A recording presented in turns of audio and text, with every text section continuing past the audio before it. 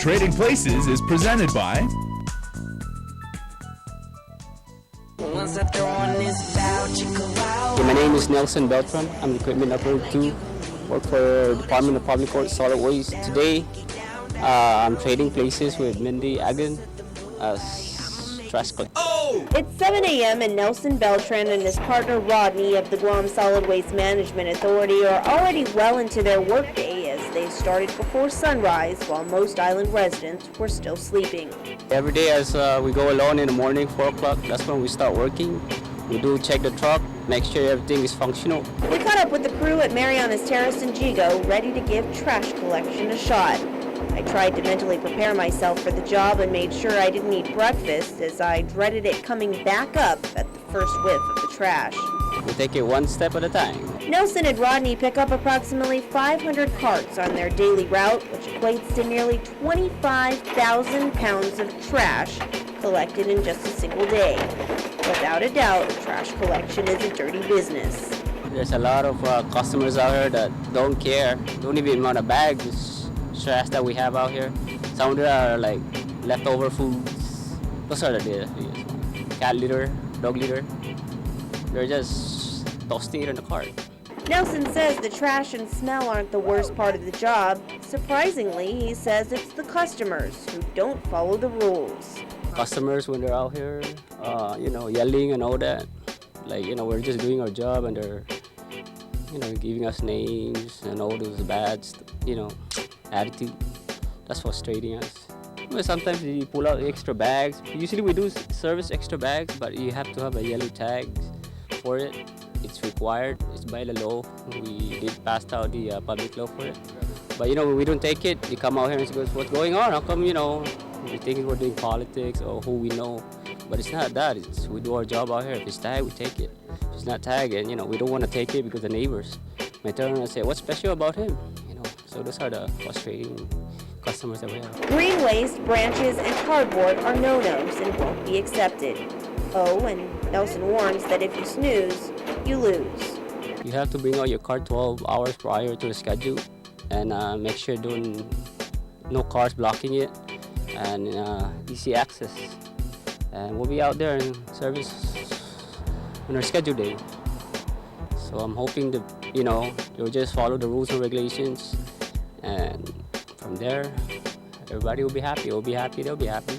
So after telling me what to expect on the job, Rodney took the time to teach me the ropes. Roll the trash cart to the back of the trash truck, line it up, push the lever up and dump the cart contents, check the cart to make sure it's empty, and return it to the curb.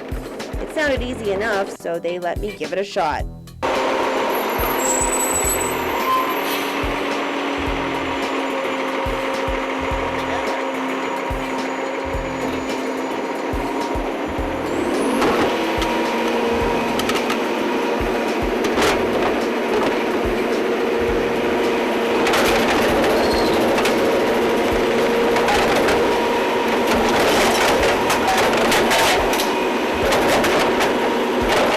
Slow, and I could tell I was holding these pros back, but they were patient with me.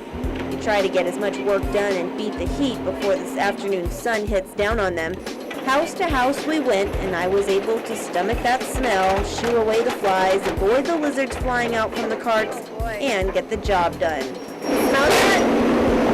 The stench got really bad, though, when Rodney had to compact the trash, and I watched as the plastic bags were smashed together, turning the contents into a disgusting brown liquid that oozed out of the truck and onto the road, emitting a foul stench that lingered in the air.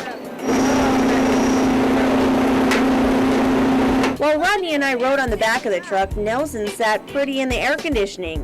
14 years on the job, and he's worked his way up the ranks, and he gets to enjoy the cold air and a much more pleasant atmosphere inside the truck.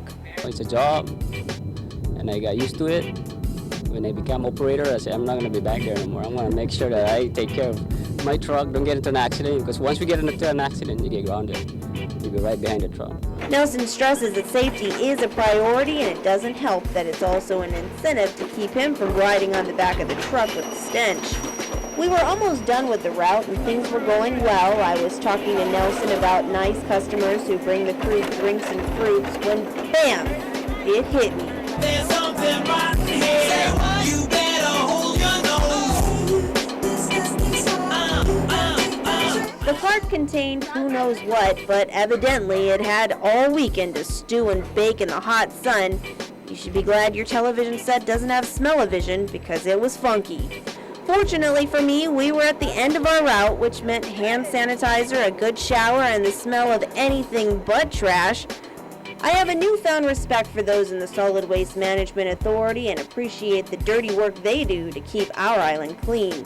I'm sure Nelson and Rodney are glad that I plan on keeping my day job. Woo, that's a stinky job, but somebody's gotta do it. Half a day, my name is Nelson Beltran. I'm an equipment operator, and I'm trading places with Mindy, Aguon. She's doing a pretty good job for her first day. And you know, she didn't like it, but it's a job. She's just mossy.